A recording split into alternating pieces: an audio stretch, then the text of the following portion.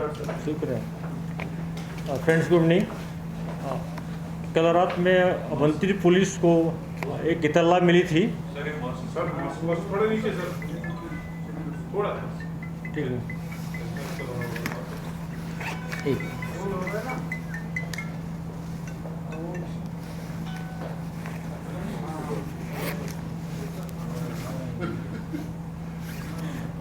Friends, good evening.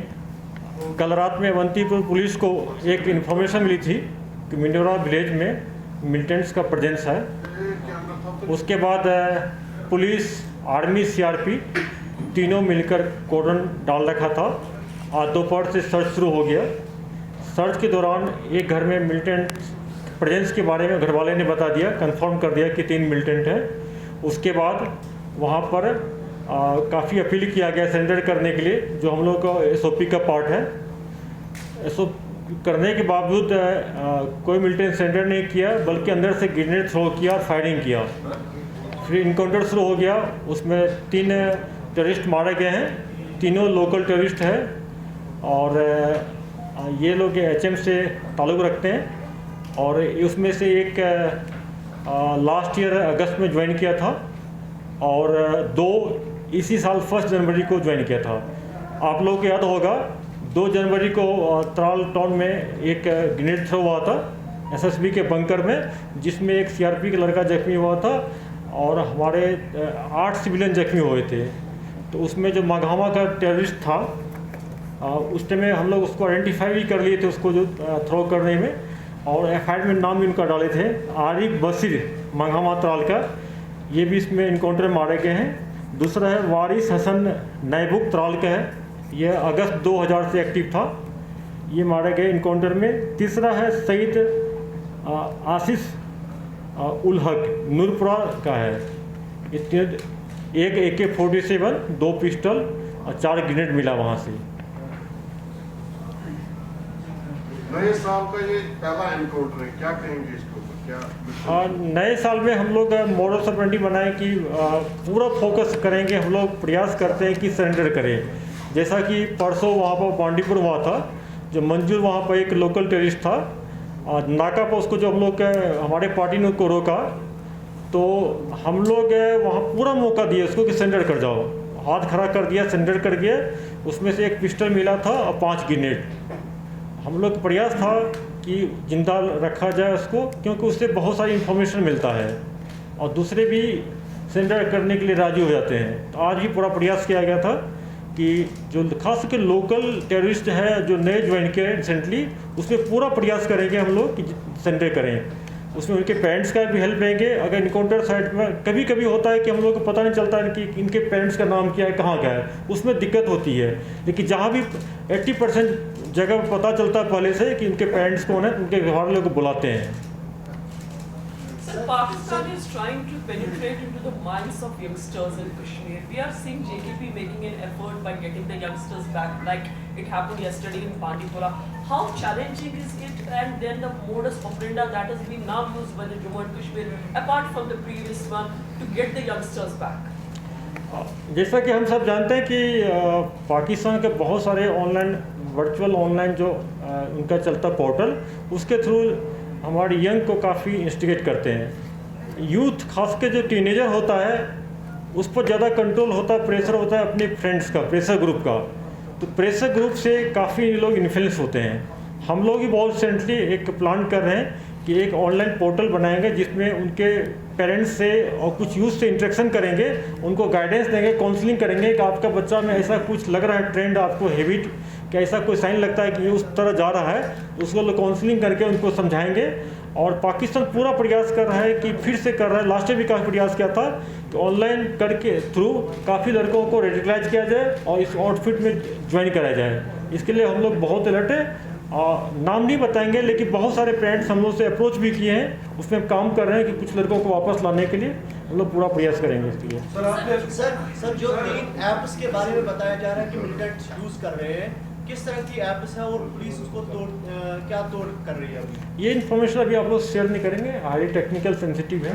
Sir आपने last time यही इसी चेयर पे एक प्रेस कॉन्फ्रेंस के जरिए बताया कि अभी जो है साउथ कश्मीर में मिलिटेंसी खत्म हो रही है, अभी फोकस जो है वो नॉर्थ कश्मीर पे काम कर रहे हैं, क्योंकि श्रीनगर में भी उस टाइम पे कोई मिलिटेंट एक्टिव नहीं था, लेकिन अभी फोकस पूरा साउथ कश्मीर पे ही है और श्रीनगर में भी मिलिटेंट जो गतिविधियां हैं वो ज़्यादा हो रही है। देखिए, मिलिटेंसी टेररिज्म भी एक क्राइम का पार्ट है और ये पुलिस का काम है इसको रोकना।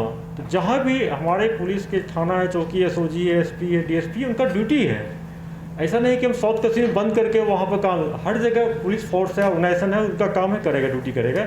जहाँ तक की बात है कि मिलिटेंट का, ये अभी खबर मिला है कि जो अभी नॉर्थ कश्मीर में प्रयास कर रहे हैं लोग फिर से नए लड़कों को रिक्रूट करने के लिए, उसके बाद काफ़ी अलर्ट हैं और हम लोग उसको रोकेंगे, खासकर जो लड़का नए ज्वाइन करने के लिए जा रहा है। और जहाँ तक कि पेरेंट्स की बात है कि हम लोग पेरेंट्स को बार बार अपील करते हैं, आज फिर अपील करते हैं, अगर आपको लगता है कि आपके बच्चों में ऐसा कुछ है, कुछ साइन डिसिम्बल दिख रहा है, साइन दिख रहा है, तो काइंडली डिस्ट्रिक्ट एसपी से या आईजी से, डीआईजी से मिले या फ़ोन से बात करें और उसको हम लोग पूरा प्रयास करेंगे पूरा वापस लाने के लिए। सर पिछले प्रेस कॉन्फ्रेंस में कहा था कि लाहौर उसकी 60% देखिए, लावेपरा इनकाउंटर में जो पहला जो उनके पेरेंट्स बोले थे हम लोगों को, आप लोगों से शेयर किए थे, ये लोग यूनिवर्सिटी जा रहे हैं, वो जो उनका कॉल जीपीएस लोकेशन से वो गलत था। दूसरा बोला था उनके पेरेंट्स की ये तीनों बच्चे एक दूसरे को नहीं जानते हैं, जबकि तीनों एक दूसरे को जानते हैं। और बोला था कि वो एक रात हो सकता है आर्मी पहले पकड़ लिया हो, जबकि फैक्ट है कि वो 2 बजे तक वो घर में थे, 2:30 बजे तीनों एक ही गाड़ी में बैठ के, उस गाड़ी में बैठ के इनकाउंटर साइड से पहले उतरे थे। तो उनका जो भी स्टेटमेंट आ रहा है उनके पेरेंट्स का गलत आ रहा है। उसमें से एक ऐसा भी है जिसको 2019 में एसओजी कैंप पुलवामा में बुला के उसको समझाया गया था, पुलिस वाला का बेटा है, उसको कुछ पूछताछ किया गया था, फिर काउंसलिंग करके छोड़ दिया गया था। वो मिलिटेंट के साथ वो भी चलता था।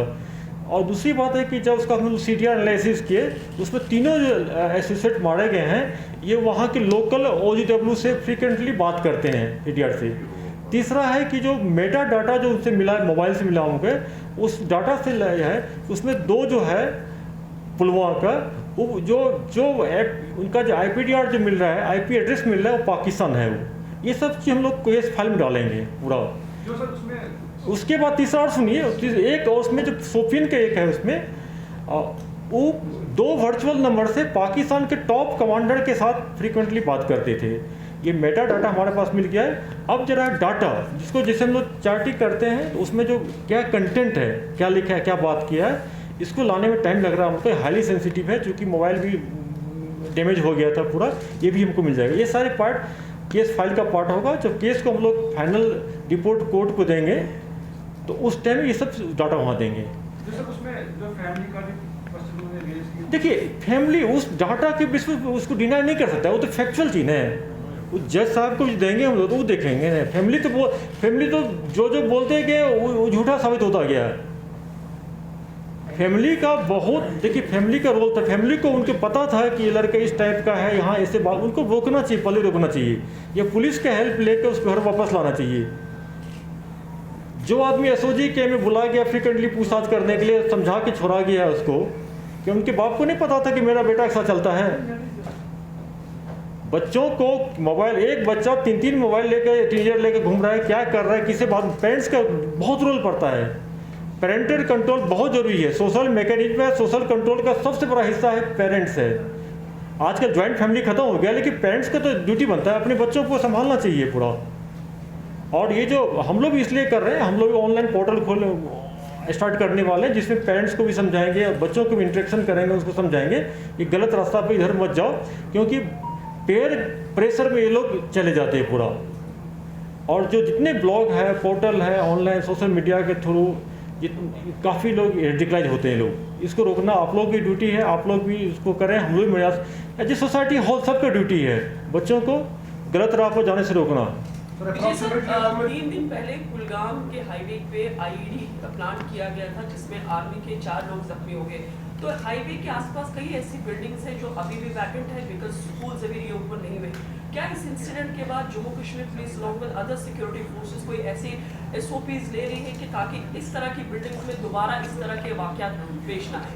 अब बिल्कुल सही बोला आप। जब हमारे जो ट्रूप्स जाते हैं वहाँ पर कभी जैसे कि एरिया डोमेट करने के बाद आरपी करने के बाद थोड़ा बारिश होने लगती है या स्नोफॉल, शेल्टर लेता है ऐसे बिल्डिंग में, लेकिन उसको सैनिटाइज करते हैं। लेकिन अब आदेश दिया गया कि उसको पूरा प्रॉपर सैनिटाइज कर लिया जाए, और चूँकि उसे ऐसे बिल्डिंग को यूज करना लाजमी है। वेदर बहुत ख़राब रहता है, उसमें जाना पड़ता है उनको तो रेस्ट करने के लिए। कभी हो सकता है किसी का फ़ोन आ गया हो, किसी से वायरलेस से बात करना, किसी से कलीग से बात करना हो, तो उनको ऐसे बिल्डिंग का यूज करना पड़ता है। लेकिन हम लोग आदेश दिए कि ऐसे बिल्डिंग घुसने से पहले प्रॉपर उसको जैसे रोड को सैनिटाइज करते हैं, बिल्डिंग को प्रॉपर सैनिटाइज कर लिया जाए।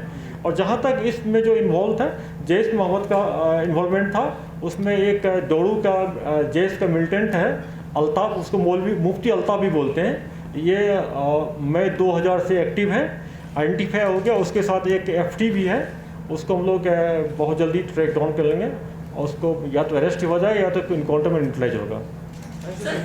स्लीपर सेल्स एक बड़ा इशू बन गया है सिक्योरिटी फोर्सेस के लिए, तो how is Jammu and Kashmir countering that?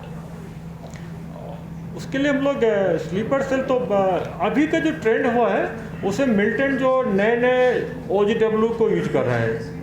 पुराने स्लीपर सेल जितने भी है हमारे सर्वेलेंस में हैं, उनका हम लोग पूरा टेक्निकल ह्यूमन की बेसिस पर सर्वेलेंस करते हैं। लेकिन जो नए लड़का जो उनके लिए काम करते हैं उसको हमको आइडेंटिफाई करने में थोड़ा दिक्कत होती है।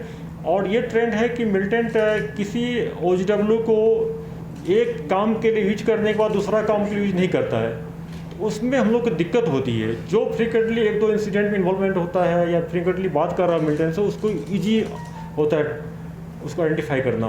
लेकिन ऐसे स्लीपर सेल जो एक नए बिल्कुल नहीं है, मान लीजिए जैसे कि यहाँ पर था ग्रेनेड थ्रो किया था नगर सिटी में, वो पुलवामा से कोचिंग करने आया था। जब उनके पेरेंट्स को हम लोग वीडियो दिखाए हैं तो वो भी दंग रह गए कि मेरा बेटा ऐसा कर सकता है। ऐसे जो नए लड़के हैं, तो जैसे मान लीजिए कि अब उनके पेरेंट्स को नहीं पता है, वो पता है कि मैं जा रहा हूँ, मान लीजिए कि जा रहे हैं, मैं दिल्ली जा रहा हूँ चाहे जम्मू घूमने के लिए, चला मिलिटेंट ज्वाइन कर, आज ज्वाइन किया, आज ही इंसिडेंट में कहीं मान लीजिए इनकाउंटर में मारे गए पूरा। तो ऐसे को पता करना पहले से दिक्कत होती है, उसको हम लोग टेक्निकल बेसिस पर ही आइडेंटिफाई कर सकते हैं, क्योंकि उसका खबर किसी के पास नहीं रहता है। 5 से 10% ऐसे मिलिटेंट इनकाउंटर में मारे जाते हैं जिनके 12 रिकॉर्ड हमारे पास पुख्ता नहीं होता है। लेकिन जब उसका टेक्निकल हम लोग डाटा एनालिसिस करते हैं तो उससे प्रूफ होता है कि ये उनके साथ चलता था। Sir last question regarding alleged custodial death of a Sopore you. Sir वहाँ फैमिली क्लेम कर रही है कि SSP सोपोर है, SDPO सोपोर हमें जो है बता रही है कि हम आपको 1 करोड़ रुपया दे रहे हैं और एक जॉब ऑफर कर रहे हैं, तो ये कहाँ तक सही है? उनके ऐसा तो हमको कभी कोई कंप्लेन नहीं किया। उनके पेरेंट्स अगर हमसे आके मिल ले तो मोस्ट वेलकम, मैं उनका कंप्लेन लूँगा। इसमें ऐसा कोई कंप्लेन नहीं है। और ऐसा कोई समझदार SP जिला का SP बहुत समझदार अफसर होता है, और ऐसा नहीं कर सकता है पूरा।